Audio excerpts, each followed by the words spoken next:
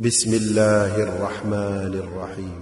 سبح اسم ربك الأعلى الذي خلق فسوى والذي قدر فهدى والذي أخرج المرعى فجعله غثاء أحوى سنقرئك فلا تنسى إلا ما شاء الله إنه يعلم الجهر وما يخفى ونيسرك لليسرى فذكر إن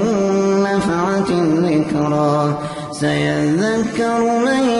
يخشى ويتجنبها الأشقى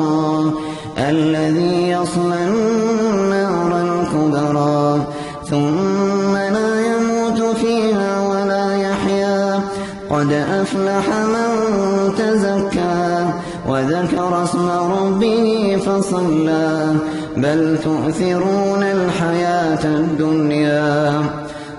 تؤثرون الحياة الدنيا والآخرة خير